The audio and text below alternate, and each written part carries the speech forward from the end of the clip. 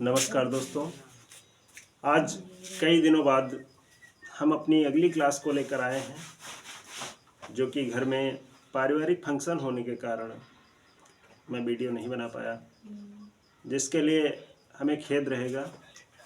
लेकिन आज एक इम्पॉर्टेंट टॉपिक के साथ, जो कि गैल्वेनिक सेल या वोल्टी सेल ये इंटरमीडिएट का चैप्टर है, जिसमें ये टॉपिक गैल्वेनिक सेल या वोल्टी सेल जिसमें बात करें तो गैल्वेनिक या वोल्टी सेल क्या होते हैं।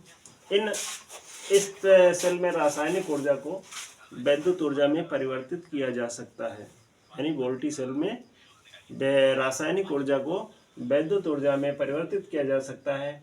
इसमें सतत अभिक्रियाओं के कारण धारा उत्पन्न होती है। अगर हम उदाहरण की बात करें तो ये डेनियल सेल का आप चित्र देख रहे होंगे, जो कि आप किसी भी वाइवा में बना सकते हैं या छोटे छोटे क्वेश्चंस इसमें से पुट अप किए जा सकते हैं। तो अगर हम डेनियल सेल की बात करें तो ये क्या है, एक वोल्टी सेल है।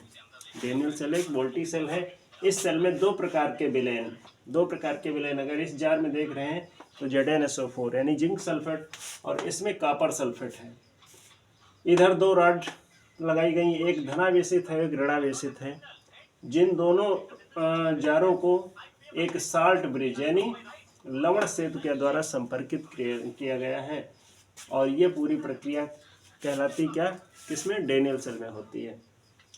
तो दोनों विलयनों को लवण सेतु द्वारा संपर्कित किया जाता है। अगर हम सेल की बात करें तो सेल होते कितने प्रकार के हैं। सेल यहाँ पर उत्क्रमणीयता के आधार पर उत्क्रमणीय और अनुत्क्रमणीय अभिक्रियाएं आपने पढ़ी होंगी। वे अभिक्रियाएं जो अपनी प्रारंभिक अवस्था में पुनः आ जाती हैं वह कहलाती हैं उत्क्रमणीय अभिक्रिया, और जो अपनी प्रारंभिक अवस्था में दोबारा वापस ना आ पाए वह अनुत्क्रमणीय अभिक्रियाएं कहलाती हैं। तो हम सेलों के में उत्क्रमणीयता के आधार पर सेल दो प्रकार के होते हैं। अगर प्राथमिक सेल की बात करें तो प्राथमिक सेल में इलेक्ट्रोड अभिक्रिया केवल एक बार होती है। वह अपनी प्रारंभिक अवस्था में दोबारा वापस नहीं आ सकते हैं और कुछ समय बाद सेल मृत हो जाते हैं। एक बार चार्ज होने के बाद में दोबारा उनको चार्ज नहीं किया जा सकता है, और वो उस चार्जिंग के बाद में एक्सपायर हो जाते हैं। अर्थात सेल को पुनः आवेशित नहीं किया जा सकता। अगर इस प्रकार के सेलों की बात करें तो वो शुष्क अथवा लैक्लांसी सेल होते हैं, जो कि एक बार चार्ज होने के बाद में दोबारा उनको चार्ज नहीं किया जा सकता है। अब बात करते हैं द्वितीयक सेल कौन से होते हैं। इन सेलों में इलेक्ट्रोड अभिक्रिया किसी बाह्य विद्युत ऊर्जा स्रोत द्वारा, अगर बाह्य विद्युत ऊर्जा स्रोत द्वारा उत्क्रमित हो सकती है, मतलब दोबारा उनमें चार्जिंग की जा सकती है। अर्थात सेलों में विद्युत धारा प्रवाहित करके पुनः आवेशित किया जा सकता है, उनको दोबारा आवेशित किया जा सकता है। लेकिन प्राथमिक सेलों को दोबारा आवेशित नहीं किया जा सकता है। इनमें विद्युत ऊर्जा को संचित किया जा सकता है, मतलब ये संग्रहित भी कह सकते हैं, संग्राहक सेल भी कहलाते हैं। इसीलिए इनमें विद्युत ऊर्जा को हम संचित कर सकते हैं, इसलिए ये सेल संग्राहक सेल भी कहलाते हैं। अगर उदाहरण की बात करें तो सीसा संचायक सेल जो होते हैं ये हमारे द्वितीयक सेल कहलाते हैं।